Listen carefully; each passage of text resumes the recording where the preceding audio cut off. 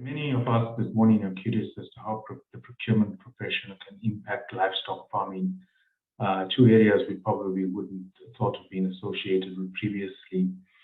I just need to say, procurement has evolved and is no longer a mere purchasing function in an organization. Procurement is now a strategic partner to any business, and it's charged with delivering value. Equally, procurement cannot function as a silo, and it seeks to derive this value across organizations, supply chains, and value chains. And not only is this value chain specific to its own organization, yet that of suppliers, stakeholders, and basically all entities that have a touch point across these value chains. It is through this higher purpose that procurement seeks to address the challenges facing livestock farming, the associated supply chain in Zimbabwe.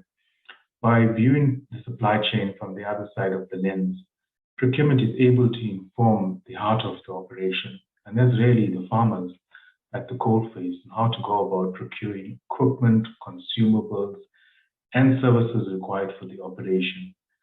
Managing supply chain risk is now at the forefront of many procurement professionals. And equally, we'd like to equip farmers and those associated with livestock farming with the skill to ensure that the operation remains sustainable and how to interact with customers to ensure fair value of the product.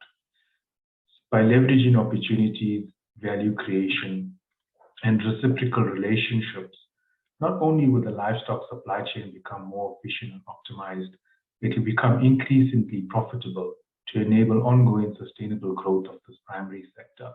So we have, in a lot of cases, been engaging with the CIPS Foundation, providing our periodic updates in terms of how the project is progressing. And we've been able to share with them a number of our experiences that we have encountered during the procurement steps and processes that we have been going through. I think this is a very complex project in which, throughout its nature, we have been involved in a lot of procurement. And I think many of the procurement officers here have actually played a very active role in terms of the procurement of breeding stock that we imported from South Africa, breeding stock that we also imported from Namibia, the goat breeding stocks, trucks that we actually imported from South Africa.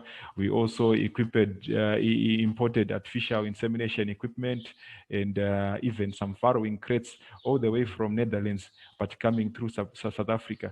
And all of these were really some of the issues that we've had to procure. And we have had, a couple of experiences in these procurements. At times you've seen that when we're going through the procurements, at times when you advertise your tenders, you would not really receive some adequate applications coming through, because in most cases, many of the reputable suppliers hardly go for tender because they already have an established market clientele. And in several cases, we have had to seek for derogations where you now go on and solicit for applications so that at least you've got 3 quotations for you to undergo a competitive process in terms of your procurements. And we've also seen ourselves in several cases being affected with the volatile macroeconomic conditions which we are encountered with as a country. I think in several cases we have seen the introduction of statutory instrument 142, which at times was prohibiting the use of US dollars in the market, and at times you see that suppliers were now raising some funds, and we've really been encountered with a lot of some of what I would call maybe a procurement or a financial fiasco, where at times prices are pegged according to an interbank rate, which is at 80, $1 being at 80, and the black market pricing things at 1:30. And you as an NGO, you are obliged to operate within formal structures, which means you have to deal with precisely with the interbank rate. And that also means loss of value in some cases where these policies are actually put into practice. So those are some of the challenges which I want to believe the procurement team has been encountered with. But I want to say that over and above the financial support that we have received from the CIPS Foundation, there's been also a lot of interest to say, how do we develop this relationship to go beyond the financial support, and hence the development of this workshop, which is inaugural today, where we are going to be tapping into the various expertise which is from the CIPS Foundation to address or to even learn and to exchange experiences along various other subjects. And in this meeting today, I think many of you have presented some of these topics in which you wanted the CIPS Foundation to also come and provide some background information and help you to discuss and share some experiences. And this platform will rightfully do that. So we are going to have a chance to learn more and discuss more around the procurement in emergencies, discuss more around the future of supply chains, even in the employment market. We are also going to be able to discuss more around supplier relationship management and even discuss more on commercial negotiations, scope and influence of procurement,